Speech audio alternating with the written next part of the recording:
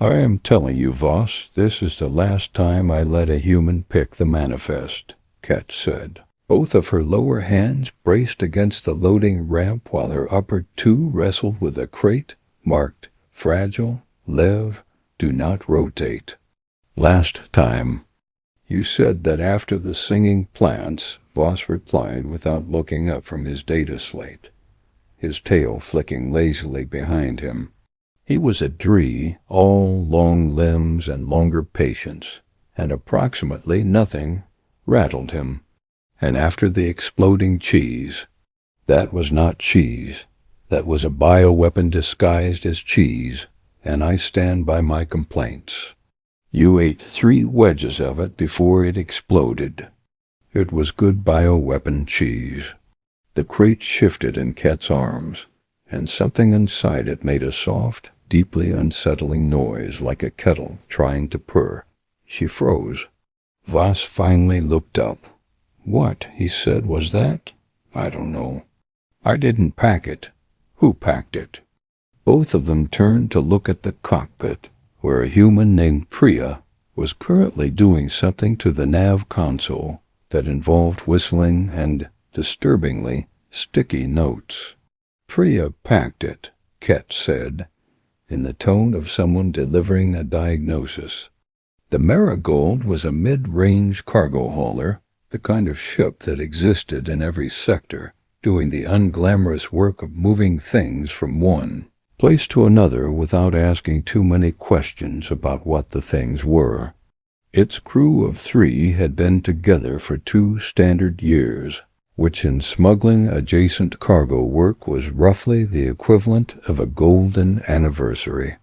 Priya had signed on 18 months ago as a favor to a cousin who owed Voss money, and she had simply never left. She was, by the estimation of both her crewmates, the most reckless individual either of them had ever worked with, not because she was careless, but because she operated according to an entirely different calculation of risk than anyone else in known space. Humans did this. It was Voss had decided early on, either a design flaw or a design feature, and nobody could agree which. Priya, Ket called into the cockpit, hefting the crate up onto her hip where it made the kettle noise again. What is in the crate? Which crate? The one that is making a noise, Priya.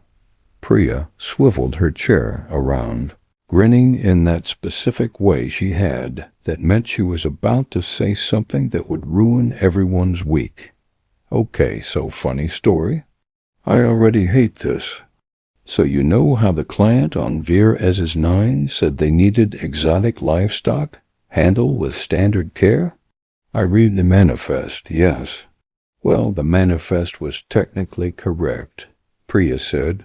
Holding up one finger like this was a great victory. It just left out some details. Voss set down his data slate with the particular slow deliberateness of a man bracing for disaster. What details? The details where it's not one animal. It's a breeding pair, and they're pregnant, both of them, at the same time, which I did not know was a thing until about 4 hours ago. There was a silence on the cargo deck, broken only by the ongoing kettle purr from inside the crate, which had now been joined by a second, slightly higher-pitched kettle purr from a different crate stacked nearby. There are 2 crates, Ket said slowly. There are 2 crates, Priya confirmed. You said one animal, singular. I said an animal. That's not the same as singular if you think about it grammatically. I am going to throw you out of the airlock, Ket said, with the calm of someone who had said this sentence approximately 400 times before and had never once meant it, which everyone involved understood perfectly. Voss pinched the bridge of his snout, a gesture he had picked up from Priya months ago and now deeply regretted adopting, because it did nothing to actually relieve stress and simply gave him a headache in a new location. What exactly is the animal? Okay, so this is the part where I need you to not panic, Priya said, which was, in Voss's professional opinion, the single worst possible way to begin any sentence in the history of language. The creatures were called hollow throats, according to the paperwork Priya eventually produced, which had clearly been drafted by someone who wanted to undersell the situation as thoroughly as possible. The paperwork described them as medium-sized burrowing quadrupeds, docile, low maintenance. The paperwork did not mention that hollow throats were, at full maturity, the approximate size and density of a ground car, or that they were covered head to tail in a fine layer of quills that could apparently detach and embed themselves in anything nearby when the animal felt threatened, startled, or as they would later discover, excited. The paperwork also did not mention that hollow throats gave live birth to litters of 6 to 9, and that the gestation period, when stressed, could accelerate. Nobody had told the Marigold's crew any of this, mostly because nobody had told Priya, because Priya had bought the crates from a dockside trader on Ver-Iz's 6, who had described the whole transaction, in retrospect, with the enthusiasm of a man getting rid of a problem rather than selling a product. In my defense, Priya said 3 hours later, wedged into the narrow gap between the crates with a scanner in one hand, the guy seemed really eager for me to take them off his hands quickly, and I thought that was just like a sales thing. It was not a sales thing, Voss said from a safe distance, holding a fire extinguisher for reasons he had not fully articulated even to himself. It was a warning thing. Yeah, I'm getting that now. Ket stood atop the catwalk above the cargo bay, both rifles she owned, one standard, one modified for close containment work, trained on the crates, though she had no intention of actually firing at anything that might currently be gestating offspring at an accelerated rate inside a metal box on her ship. Can we simply not open them until we reach the client? We could, Priya said, except. She held up the scanner, angling it so Ket could see the readout from the catwalk. 2 heat signatures had become, over the course of the last hour, 11. 11, Ket repeated. 11 and counting. Yeah, they are having babies. In the crate, in my cargo hold. In our cargo hold, Priya corrected. Very much a team effort, and also yes. Voss made a small sound that might have been a groan, or might have been the beginning of a stroke. How long until the crate cannot structurally contain 11 hollow throats and their 2 enormous, presumably increasingly agitated parents? Priya checked the scanner again, did some math with her lips moving slightly, and then winced. 20 minutes? Maybe 15 if the little ones are aggressive growers. They will not be aggressive growers, Ket said. They will be perfectly calm and reasonable, and this will not happen. The crate chose that exact moment to buckle outward with a sound like a drum being struck by something the size of a ground car, and a single quill, the length of Ket's forearm, punched clean through the reinforced casing and embedded itself in the ceiling 3 feet from her head. Nobody spoke for a moment. Okay, Priya said. New plan. The new plan, such as it was, involved evacuating the cargo bay, sealing the blast doors, and rerouting atmosphere so that the enclosed space became, functionally, a very expensive and very temporary maternity ward. This was Voss's idea, and it was, all things considered, a good one, right up until the moment the second crate went the same way as the first, and the Marigold's internal sensors reported 13 distinct heat signatures where there had recently been 2. 13, Ket said, watching the readout from the relative safety of the corridor outside the sealed cargo bay doors. That is not 11 plus 2. That is 13 additional. Where did the extra 2 come from? I genuinely do not want to know, Voss said. I want to know, Priya said, already halfway into an environment suit she kept for exactly this kind of occasion, which told you everything you needed to know about her prior work history. Priya, no. Priya, yes, Priya said, sealing her helmet. Look, we can't just leave a room full of newborn, whatever they're called. Hollow throats. Hollow throats in a sealed room with their extremely large, extremely protective parents, and just hope it works itself out. Someone's got to go in there and make sure the adults don't panic and start punching quills through the hull, because that's a very real possibility given the one they already put through the ceiling. Voss stared at her. You want to go in and calm down 2 enormous alien creatures who just gave birth to 13 children in a locked metal box. When you say it like that, it sounds bad. It is bad, Priya. It is the exact scenario that is bad. I have a plan. You always have a plan, and the plan is always walk toward the dangerous thing and see what happens. That's not. Okay, it's a little bit that, but it's worked every time. It worked with the singing plants because the singing plants turned out to be harmless. Kit cut in from the corridor. It worked with the cheese because the cheese only exploded and did not, notably, have teeth. This creature has teeth and explosive quills, and it is currently a new parent, which in every species I have ever encountered makes an animal more dangerous, not less. That's exactly why I need to go in there, Priya said, checking the seals on her gloves. New parents are stressed. Stressed animals panic. Panicked animals hurt themselves or hurt the babies or put a quill through something important, like, say, the hull, while we're in transit between systems with no atmosphere outside. I don't need to fight it. I needed to see one calm, non-threatening thing in a room that currently smells like blood and metal and terror, so it has something to focus on that isn't destroy everything. Voss looked at Ket, looked at Voss. Neither of them had a better plan, which was in itself deeply annoying, because it meant Priya was probably right, and Priya, being right, was a pattern neither of them enjoyed reinforcing.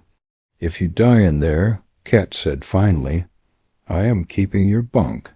It is better lighting than mine. Love you too, Ket. The cargo bay, when the inner door finally cycled open, looked like the inside of a very upset drum. Both hollow throat crates had been reduced to scrap, their reinforced walls peeled back like the rinds of some enormous fruit, and in the wreckage sat the 2 adult creatures, larger than Priya had expected, even having read the specs, each one roughly the size and shape of an armored boulder with legs, their quills raised in a defensive halo that caught the low emergency lighting and threw it back in dull, threatening glints. Between them and a heap of limbs and fur and small distressed noises were 13 hollow-throat pups, each one about the size of a large house cat, blind and apparently extremely unhappy about the general state of the universe. Priya stopped in the doorway, held both hands up, palms out, and did the single most human thing either creature had ever witnessed. She sat down. Right there in the doorway, cross-legged on the cold deck plating, in full view of 2 enormous frightened animals with weaponized fur. Hey, she said, quietly, in the voice she used for the ship's cat, back when they'd had a ship's cat, before the ship's cat had discovered the escape pod controls and left them for a better life on a farming colony. Hey, it's okay. I know this is a lot. New place, new people, 13 very demanding roommates all at once. I get it. That's rough. Nobody's going to hurt you or your babies. I promise. The larger of the two adults let out a low sound, somewhere between a growl and a groan, and took a single lumbering step forward. Behind Priya, in the corridor, Ket made a noise like she was actively rethinking every life choice that had led her to this ship, this crew, this exact moment. Priya, Voss said through the cum in her suit, very carefully, it is moving toward you. I see that. Thanks. I am simply keeping you informed. Super helpful, Voss, truly. The creature stopped less than a meter away, close enough that Priya could feel the faint warmth radiating off its quilled hide, close enough to see that its many small dark eyes were fixed not on her hands, not on her posture, but on her face, specifically. She realized after a moment on the fact that she was not looking directly at it. She'd angled her gaze down and to the side, the same trick she'd used with nervous dogs back home. The trick that said, I am not a threat, I am not challenging you, you may relax. The creature lowered its head, sniffed once, twice at the air near her hair, and then with a sound like a boulder settling into soft ground it sat. Oh, Priya breathed. Oh, good, okay, good. Has it calmed down? Ket's voice tight with disbelief. I think, Priya said slowly, not moving a muscle, I think it just decided I'm not a problem. Which is great, because the alternative was it deciding I was one, and I only have the one head. The second adult, smaller and slightly less quilled, made its way over more cautiously, nudging at the pile of pups until several of them stirred and began making small demanding noises that Priya recognized on some deep instinctive level as the universal sound of newborn wants food immediately. Okay, Priya said, still not moving. Here's what I think is happening. I think they're not actually dangerous. I think they're terrified, because they just had 13 babies in a locked steel box after however many hours of transit stress, and everything about this situation screams predator den to them instead of nursery. They probably think we're about to eat the litter. We are absolutely not going to eat the litter, Voss said, sounding faintly offended at the implication. I know that, you know that. They very much do not know that. So Priya, slowly, carefully, reached into the small pack at her hip and withdrew a ration bar, breaking it in half with deliberate, visible motions, and set both halves on the deck in front of her, well within reach of the larger adult, but well clear of herself. Food from me. Not food that I'm about to fight you over. See, I'm not even hungry. The creature regarded the ration bar for a long moment, then extended a claw the length of a kitchen knife, speared one half with surgical precision, and ate it in a single motion that somehow managed to look almost dainty. It worked, Ket said. From the doorway now, having apparently decided the situation had de-escalated enough to risk actual proximity. It is eating the bribe. It's not a bribe. It's a peace offering. There's a difference, Priya said. A bribe implies I want something from them. A peace offering just means I want them to know I'm not trying to take anything. You are, in point of fact, on our ship, in our cargo hold, attempting to keep your soon-to-be very valuable livestock delivery from turning into a total loss, Voss pointed out. You want quite a lot from them. Okay, fine, it's a little bit of a bribe. It took the better part of a day to properly clear out the wrecked crates. IG up something resembling an actual den using spare cargo netting and heat-retaining insulation blankets, and convinced the two adult hollow throats that the Marigold's cargo bay was, in fact, a safe place to raise 13 children, rather than a threat requiring active demolition. By the time they were finished, Priya had spent so many hours sitting quietly nearby, offering food, speaking in low tones, and generally radiating the specific brand of harmless calm that only she seemed capable of producing on command, that both adults had taken to greeting her with the same nose nudge they gave their own offspring. "This is extremely strange," Ket said, watching from the catwalk as Priya sat in the middle of the reconstructed den with no fewer than 4 pups, clambering over her lap while the larger adult groomed her hair with slow, careful passes of its tongue. "She has always been strange," Voss said. "It has simply become useful strange, which is worse, because now I cannot argue against it. Do you think the client on Ver Isis 9 knows what he is actually purchasing?" "I think," Voss said, watching Priya laugh as a pup attempted, unsuccessfully, to climb her shoulder, and instead slid gently back down into her lap, "that the client is going to receive 15 hollow throats instead of 2, all of them thoroughly convinced that humans are, in fact, part of the family, and I think this is going to be somebody else's problem very shortly, which I have decided I am at peace with. You are simply relieved it is no longer an active emergency. That as well." Down in the bay, Priya glanced up, caught them both watching, and grinned in that specific way that meant she already knew exactly what they were thinking, and had decided not to comment on it, filing it away instead for later use as leverage. "Hey," she called up, "I'm gonna need someone to help me name 13 hollow throats before we hit Ver Isis 9, because I am not delivering unnamed livestock. That's just rude." "Absolutely not," Ket said. "Ket, come on."